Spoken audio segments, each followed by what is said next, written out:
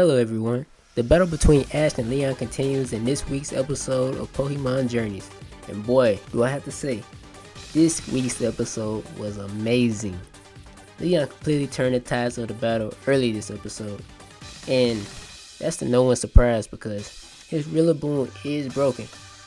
We all predicted it. We pick up where last week's episode ended with the battle between Leon's Rillaboom versus Ash's Dragonite. And long story short, Ash's Dragonite stood absolutely no chance at all against Rillaboom. He couldn't land a single Draco Meteor or a Dragon Claw against this overpowered beast. Rillaboom not only blocked all of the Draco Meteors with Drum Beat, but he also gave that man a mean beatdown as well. Rillaboom was out there looking like Floyd Money Mayweather the way he was dodging those Dragon Claws with acrobatics. Rillaboom, he ends up knocking it out fairly easy, while also taking very little damage. And I know that Rillaboom is amazing, but Ash's Dragonite, it's starting to look like a jobber halfway through Journeys. I'm just saying. I don't think it had a win in the last 100 episodes. Going back to Rillaboom, Gookie, he's one of my favorite Pokemon starters. So I love that the fact that this anime is giving him justice. Making Leon's Rillaboom so busted and such a huge contributor to this Pokemon tournament, I really love it, and my love for it just keeps on growing because of it. After knocking out Dragonite, Ash sends in Sirfetch'd, and long story short, once again, he gets pounded by Rillaboom. Such a legend, man. But this time, Sirfetch'd actually puts up a decent fight, and he's able to land some attacks on Rillaboom. Although Sirfetch'd wasn't able to finish him off, he once again played a huge role in setting up the next Mon to defeat him. Not only that, but he was also Tony Hawk's skate grinding on his shield. I know Ash antics just keep going getting ridiculous and more ridiculous, but this has to top it. He needs to stop it. Dragovich was the Pokemon to end up defeating Rillaboom and ending his reign of terror. In this tournament alone, Rillaboom has more KOs than both the Kalos reps, Diantha and Elaine put together. Let's have a moment of silence for Rillaboom, the true MVP of this battle. Okay, now back to the battle.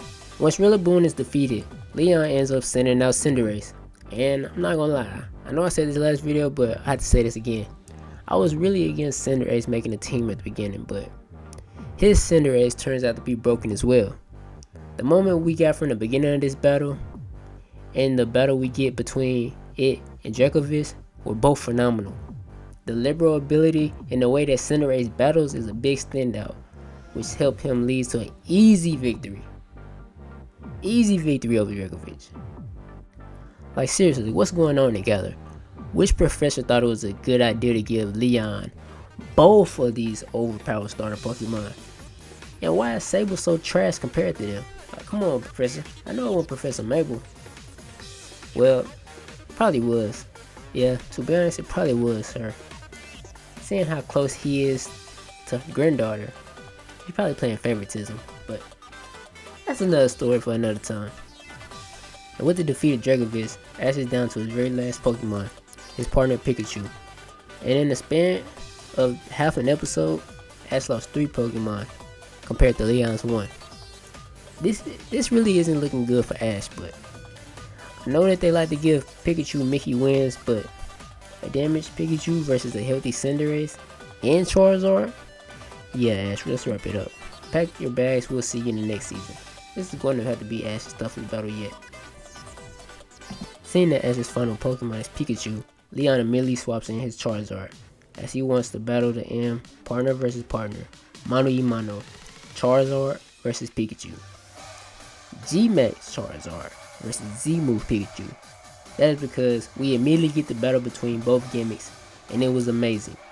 Not only did G-Max Wildfire versus 10 million volt Thunderbolt give great damage to both Pokemon, but it shocks the stadium and the weather itself. After the attack, Dynamax particles are floating around everywhere.